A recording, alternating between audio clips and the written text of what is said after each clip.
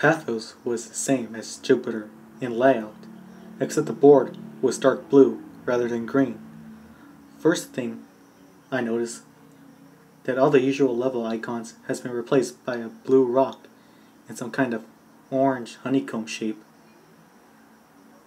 There was one icon that had part of the jungle icon shaped, but I didn't pay much thought to it. I checked at the other side of the board to see the new monster. Instead of Fedora, it was Biollante. But that could have been right. Godzilla vs. Biollante didn't come out until 1989, and this game was made 1988. Perhaps Toho put Biollante in the game to build excitement for the movie next year, but changed their mind. I tried to realize the game's abnormalizations, however you call it, any way I could, but this would prove to be futile. Pathos Map song was the first new song I heard in the game. Like most of the new songs I was heard to describe, I tried. It started out slow and suspenseful, much slower than any song in the game. But every 12 seconds or so, there would be a loud clashing sound, and the tempo changed. It was like the composer randomly played parts from 5 different songs with the same instruments. I moved Godzilla over to one of the many blue rocks icons that had replaced the jungle icon and started the level. The level resembled a blue mountain range with a bloody red moon in the sky. There was something odd about the mountains. They had a shredded paper look to them. I thought at first maybe the glitch had affected it, but it looked far too intentional. I quickly noticed something else about this new level. There were no enemies at all. Not even any obstacles. I should also mention that this was where the point meter started to become glitched beyond comprehension. But it didn't bother me much. I never kept up with the game points. So without having to focus on anything, I listened to the music while walking through the level unopposed. The music had a sorrowful feel to it. It would have been rather pleasant had if I heard it in the normal game. The level went on for 3 screens, but with no obstacles around, I finished it very quickly. I tried other levels on the same type to see if any enemies appear, but there were none. There was little else to be seen in the Blue Mountains, so I tried the other level type. I started one of the orange levels, and my eyes were assaulted with the gross tech background of tumorous orange eyes. The sky was the same as the ground, so I assumed the game was indicating that the level takes place in a cave.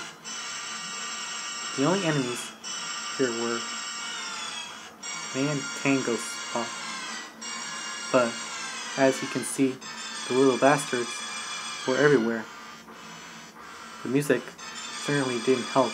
It was a mixture of screeching sounds and loud drum beats that sounded like a monster's theme in a horror movie. After completing it, I tried to avoid playing through any more of these levels whenever I could. The map was short, so it was only a few minutes before I was headed towards the rematch with Kazora and Mogira. But this time, their sprites and attack patterns were vastly different. I fought Mogira first. Mogira's replacement was a flying machine with a slight resemblance to a Pascagoula alien. It was a bit like fighting Mothra, only moved with a lot more grace. It attacked by spinning its front tentacle like a corkscrew, and still had an eye beam, except now it fired from the drill. This lanky aberration had replaced Godzilla, and the new beast was more of a challenge. It would run and jump at a fast pace, constantly swinging its arm around and making it hard to get close. And of course, it tried to pin me in the corner with as much annoying resolve as ever. I defeated it by using a combination of tail whips and heat beam spanning.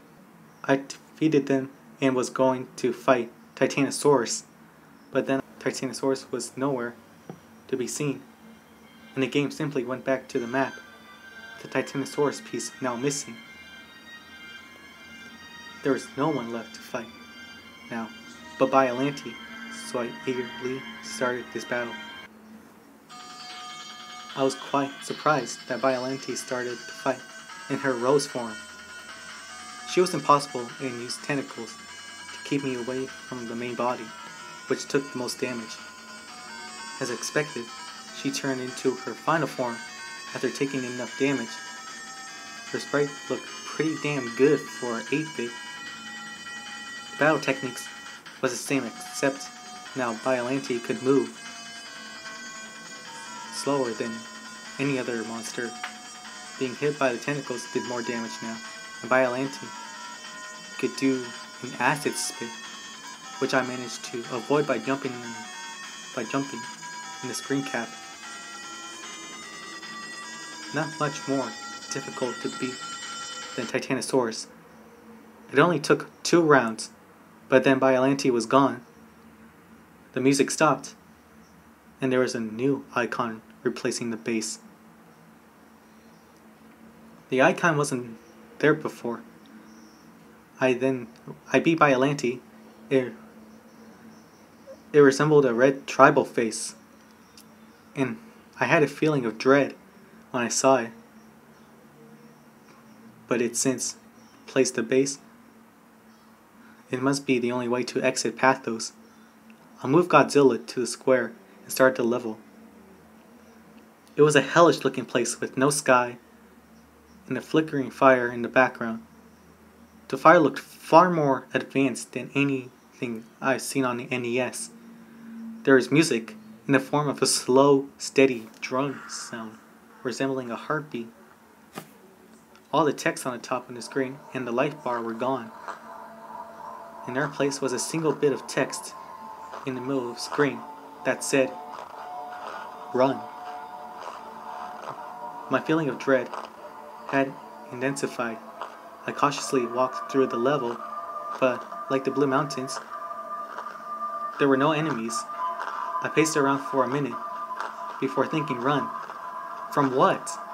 The first time it hit me, I didn't even see it. I heard a noise outside my room and turned back to see it if something fell. Then when I looked back, Godzilla was dying. I figured there must be some kind of glitch, but I wasn't going to play through the game without Godzilla, so I restarted the game and went to the password screen. Have I ever mentioned how creepy the password screen music is? If you played the game, you know what I'm talking about. It doesn't at all fit the mood of the game. It's more like something from a horror game. Maybe they made it like that so kids wouldn't cheat. I was quite annoyed at this point, because I thought I was going to have to fight all the monsters again, but that didn't happen. The game started me off where I was before. I started the red face level, so I tried again, making sure to pay attention this time. That's when I heard a low, bellowing sound.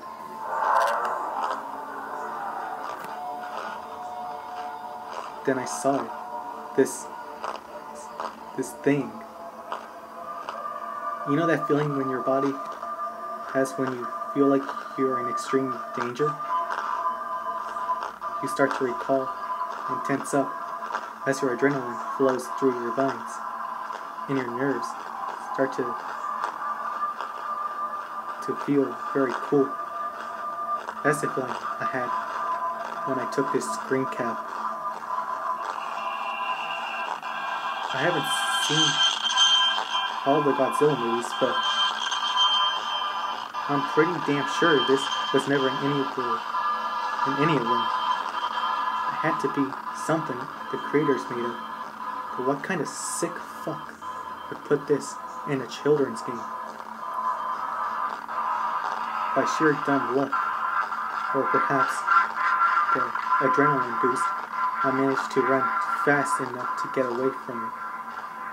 I ran very fast, so much that if you saw, you were almost certainly going to die.